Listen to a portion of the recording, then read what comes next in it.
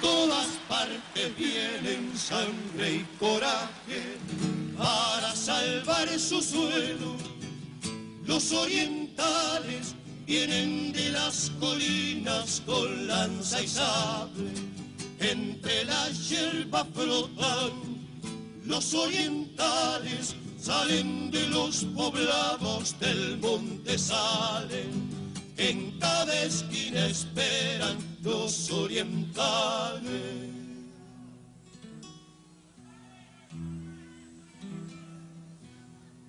Porque dejaron sus vidas, sus amigos y sus bienes, porque les es más querida la libertad que no tienen.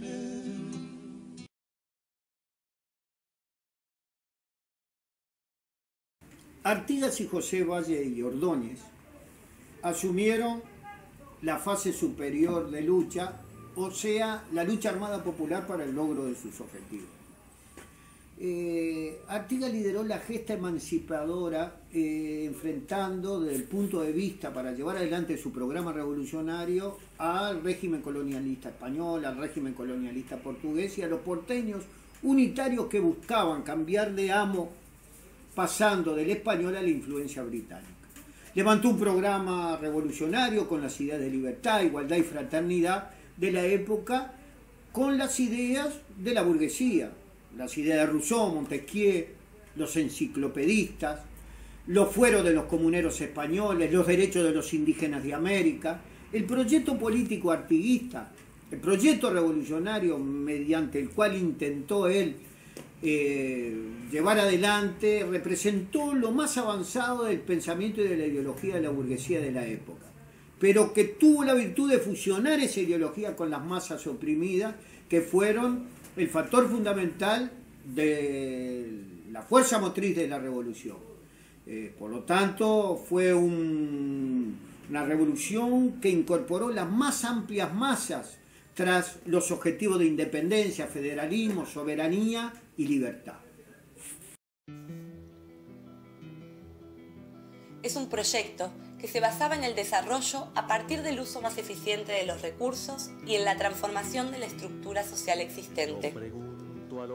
Era un desarrollo que apostaba a sustituir al latifundio, que tendía a hacer que la propiedad de la tierra y de sus riquezas, en particular el ganado, pasara a manos de sectores sociales marginados por el gran terrateniente extranjero y también por el criollo. Es el proyecto de la reforma agraria, es el proyecto de la reforma del comercio. Este favorecía el comercio entre las provincias, eliminaba los puertos privilegiados, imponía límites al tráfico con las metrópolis, estimulando el desarrollo de una industria local. Es el proyecto del federalismo, del desarrollo conjunto de todas las provincias, aplicando en todo momento el principio de que los más infelices fueran los más privilegiados. Es el proyecto defendido por Artigas y su pueblo en armas. El Pepe Artigas lo intentaron comprar con cargos y honores la Junta porteña, y ante su negativa lo difamaron. Está el famoso libelo de Cavia. Pusieron precio a su cabeza como si fuera vivo o muerto, como si fuera un forajido fuera de la ley. Derrotado militarmente por las tropas portuguesas, la complicidad de los unitarios que se unieron en una perfidia para derrotarlo, peleó hasta el último hombre, con una fidelidad hasta el final de los charrúas. Es confinado en el Paraguay y cuando le invitan a participar en la creación del Estado Tapón, la República Oriental del Uruguay, fruto de la perfidia británica y la sumisión de los peores criollos, se niega a volver. Su lucha federal de Patria Grande no tenía nada que ver con el cercenamiento de la banda oriental. Artigas es coherencia programática y consecuencia política.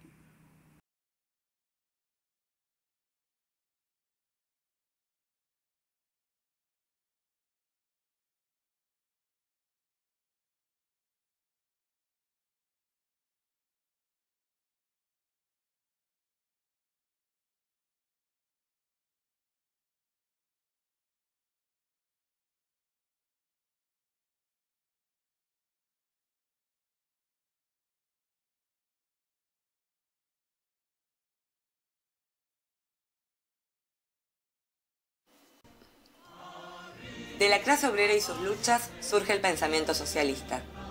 Por un lado, los socialistas utópicos, representados por figuras como Owen, Saint-Simon y Fourier, con propuestas de justicia social muy limitadas. Por otro lado, las corrientes anarquistas, que plantean como objetivo la eliminación del Estado, instrumento de opresión sobre los hombres, donde se destacan los planteos de Proudhon, Stirner y Bakunin. Y finalmente, el socialismo denominado científico, desarrollado por Marx y Engels, cuyos planteos de la construcción de un nuevo Estado de las mayorías, a partir de la destrucción del Estado de la burguesía, con la eliminación de la propiedad privada de los medios de producción y la instauración de la propiedad social, se presentan por primera vez a las masas con el Manifiesto Comunista y adoptan una forma orgánica con la Primera Internacional.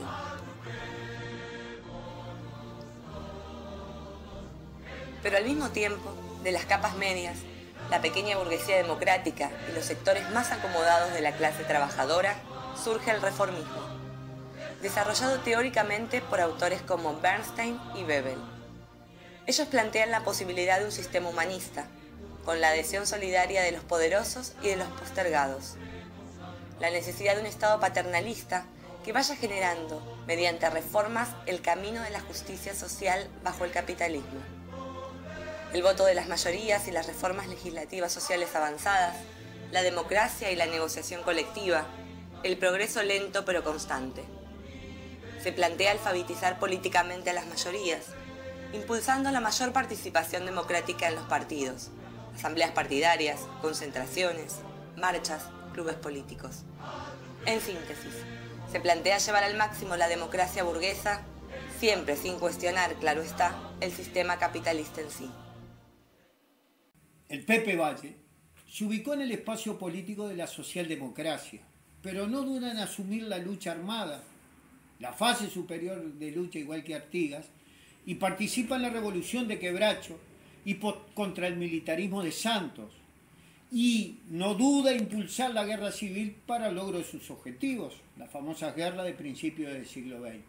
En el año 86 funda el periódico El Día y baja su precio a la mitad para darle contenido popular al programa por el cual ese programa de reformas que solamente tuvo los límites de la oposición de los sectores oligárquicos.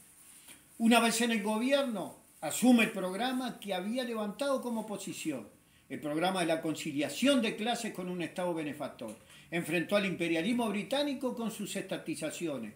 No hubo nunca contradicción en su prédica y su accionar político, salvo las trabas que tuvo en su propio partido de la oligarquía. Nacionalizó los seguros, estatiza el Banco República, crea y desarrolla una economía mixta, crea el banco hipotecario, nacionaliza la electricidad y rebaja las tarifas, multiplica los centros de primaria, de secundaria, crea los liceos en el interior, la universidad de mujeres, enseñanza gratuita a todos los niveles, en materia social la ley de 8 horas, la indemnización por accidentes de trabajo, licencia rotativa, participación de la ganancia de las empresas para los trabajadores, indemnización por despido, jubilaciones y pensiones. Desarrolla toda una situación que no es ajena a la movilización de los trabajadores, pero bajo su gobierno se crean todas estas conquistas sociales. Y también en materia política, la inscripción para las elecciones, el voto secreto, la proporcionalidad en el logro de los representantes, crea una organización partidaria popular con un programa coherente y de contenido progresista y organiza el Estado con una sensibilidad de las necesidades del pueblo. En materia de familia legisla sobre el divorcio, incluye la posibilidad de la disolución del matrimonio por sola voluntad de la mujer, investigación de la paternidad, derechos naturales con los mismos hijos de los derechos del matrimonio. En fin, Pepe Valle y Ordóñez es coherencia programática y consecuencia política.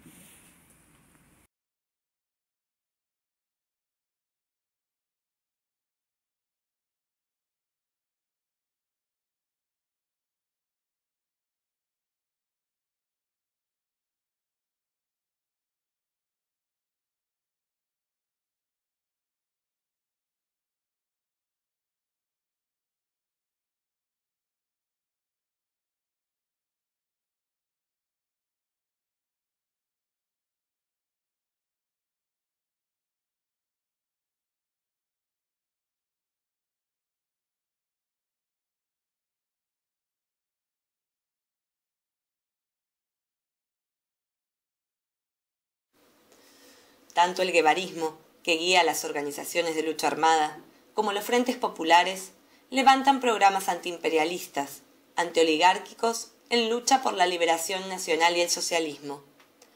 La palabra revolución se opone a la palabra reforma en la teoría política. Así, programa, estrategias, organizaciones y métodos se dirigen a objetivos revolucionarios. El Pepe Mujica integra la dirección en el MLN Tupamaros, una organización político-militar con objetivos de la toma del poder político. Así lo establecen los documentos fundacionales.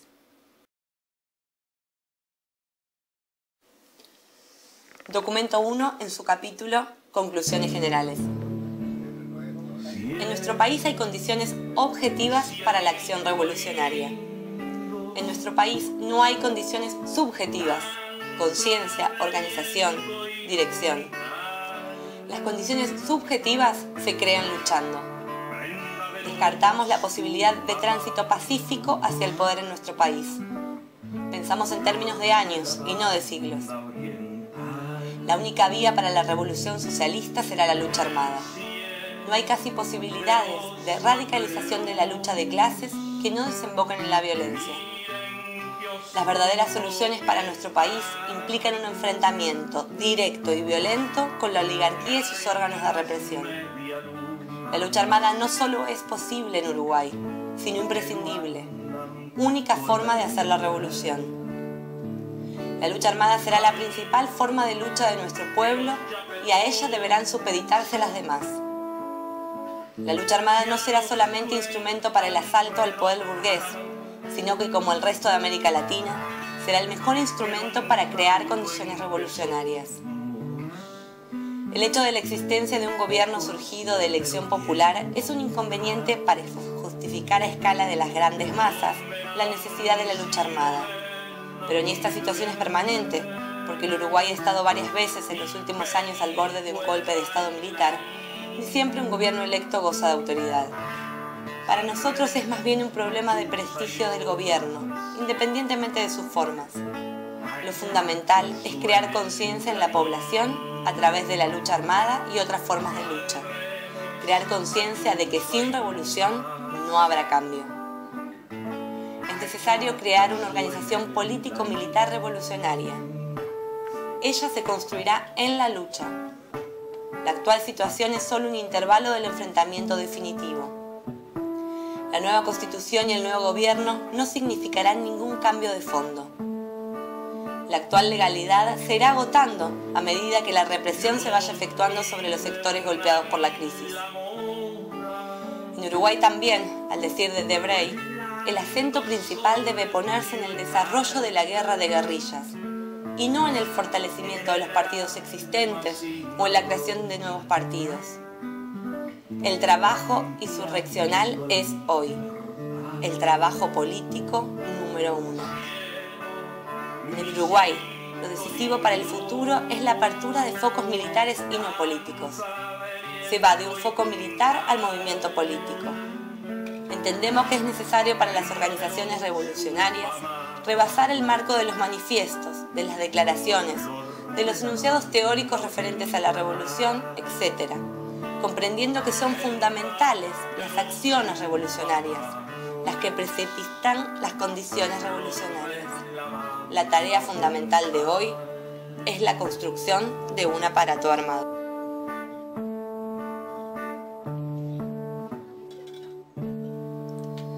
El programa repartido por los comandos tupamaros en marzo del 71 incluía medidas sobre la industria y el comercio. Textualmente establecía: Industria. 1. Las grandes fábricas serán socializadas y pasarán a ser administradas por los trabajadores. 2. Se fomentará y protegerá la industria nacional, especialmente aquella que utiliza materia prima nacional, carne, lanas, cueros, oleaginosos, etc., pero también toda aquella que tenga perspectivas seguras en el mercado interno o en el exterior. Comercio. 1. Las exportaciones e importaciones y el comercio exterior en general pasarán a ser administrados por el gobierno. 2. El comercio mayorista, los grandes supermercados, almacenes, tiendas y mercados de carne, etc., serán socializados y administrados por sus trabajadores. Capital extranjero. Las grandes industrias, comercios y bancos en poder total o parcial del capital extranjero serán expropiados sin indemnización. Mujica, integrando una dirección colectiva del Movimiento de Liberación Nacional Tupamaros, desarrolla la lucha armada y levanta en la punta de los fusiles un programa que era el reflejo de aquel momento histórico. El mismo programa de la CNT, del Congreso del Pueblo. Ese programa implicaba el no pago de la deuda externa, nacionalización de la banca, ya hemos hablado de eso en este propio video. Pero lo curioso, que después de haber sido herido, apresado, torturado, después cuando se arranca en el proceso democrático burgués y se cofunda con otras organizaciones el movimiento de participación popular, vuelve a levantar sobre la década del 80 al 90 el mismo programa. Nacionalización de la banca, el comercio exterior, expropiación del latifundio, no pago de la deuda externa, ruptura con los organismos financieros internacionales, salariazo, mejoramiento del mercado interno, Estado planificador. Y cuando llega el gobierno, prácticamente levanta un programa que es el remedio, una segunda parte de la socialdemocracia que había levantado 100 años antes José Valle de Ordóñez, un Estado regulador en el marco de una línea socialdemócrata de conciliación de clases, donde el Estado intenta conciliar lo inconciliable y lleva adelante un programa neoliberal fondomonetarista con creciente extranjerización del patrimonio nacional y estatal. Reniega de todo aquello que había levantado primero en la punta de los fusiles y después con su programática electoral, reniega de ese programa histórico de liberación nacional y social. Bajo el gobierno de Mujica, el mercado regla y el Estado progresista legisla para sostener el modelo de libre competencia, desmonopolizando, desregulando y privatizando las áreas del Estado. Se han extranjerizado todas las áreas de la economía, las tierras, las minas, las industrias, los comercios, los bancos, los aeropuertos, los puertos, los peajes, las zonas francas, etc. Las multinacionales acaparan la producción de celulosa, de minerales, la posible explotación del petróleo y el hierro, proliferan latifundios ojeros, madereros y arroceros. Nuestro país es una plaza financiera especuladora y donde el mantenimiento del secreto bancario ampara los depósitos fruto de la corrupción y el lavado en la región. La deuda externa llega a más de 50.000 millones de dólares y los bonos del Tesoro emitidos llegan hasta el 2050. Los organismos financieros internacionales como el Fondo Monetario, el BID y el Banco Mundial son los que monitorean todas las decisiones económicas dictadas por las cartas de intención.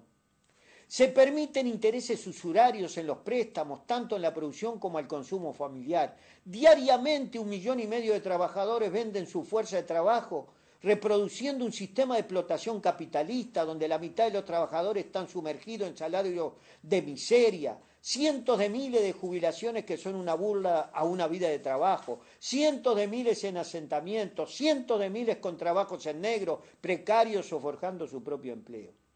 Cómplice en la impunidad de los genocidios de la dictadura terrorista de Estado y en política exterior, el gobierno de Mujica al servicio de los enclaves extranjeros, tropas uruguayas interviniendo en los asuntos internos de Haití y países del África, sumisión a los tratados de libre comercio, a los tratados de protección de inversiones, abanderados del TISA.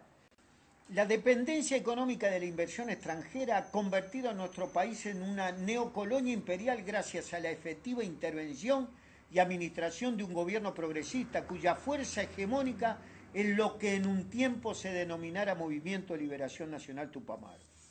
Este modelo económico de administración progresista es continuista y es compartida por los partidos políticos conservadores. Mujica, en una etapa histórica de lucha por el socialismo, considera humanizar el capitalismo. Una propuesta fantasiosa, inconducente para los intereses de los trabajadores en el siglo de las revoluciones proletarias. Nacida en el siglo XIX la propuesta progresista, Es renegar del programa histórico de liberación nacional y social. Y lo social significa la lucha por el socialismo. Mujica se suma a la larga lista de dirigentes políticos que, surgiendo las filas populares, se pasaron a la fila del imperialismo y la gran burguesía, ocupando el triste papel de renegado de izquierda. Es un ejemplo vivo que día a día se sumerge en el pantano de la degradación política. Mujica es sinónimo de incoherencia programática e inconsecuencia política. No es el camino de la inconsecuencia y la incoherencia política y programática, elegido por Mujica y tantos otros, el único camino posible. Es mentira que los valores del artiguismo no sean aplicables hoy. En el seno de nuestro pueblo existen organizaciones y militantes que han sabido mantenerse firmes en la defensa de un programa y una política de lucha por la liberación nacional y social. Hoy, cuando la barbarie imperialista es desatada cada vez con mayor violencia contra los pueblos. Hoy, cuando la contradicción insalvable entre capital y trabajo domina absolutamente todos los aspectos de la vida. Hoy, cuando el pueblo no ha dejado de luchar nunca, desordenadamente, sin perspectivas revolucionarias, dominado por direcciones conciliadoras y por la ideología burguesa, pero aún así peleando siempre. Hoy es más necesario que nunca retomar el ejemplo del primer Pepe, el ejemplo artiguista de intransigencia en la defensa del programa de los explotados. Hoy es más necesario que nunca la coherencia y la consecuencia política. La lucha de los trabajadores y el pueblo explotado barrerá hasta el mismo recuerdo de los inconsecuentes, los traidores, los que renunciaron a la revolución. Es hora de hacer reverdecer el programa del enfrentamiento con el imperialismo, del no pago de la deuda externa, de la expulsión de las multinacionales, de ponerle fin al saqueo que sufre nuestro país, de expropiar al latifundio, la banca y a todo el gran capital, de soluciones a las enormes necesidades que padece nuestro pueblo y, sobre todo, de la lucha popular como único camino para hacerlo realidad. Es hora de que el pueblo retome la iniciativa en el enfrentamiento contra el imperialismo y la oligarquía. Es hora de pasarle por arriba a los renegados, a los traidores. Es hora de luchar, porque tenemos que hacer la revolución. El interés extranjero se siente por todos lados la palabra compañero. Ahora es la hora de caminar, ahora es la hora de caminar. Los culpables del derrumbe andan con preocupaciones, ellos cuentan por docenas y nosotros por millones. Marchando unidos muy juntos es la forma de avanzar, tenerlo claro y entonces se trata de caminar.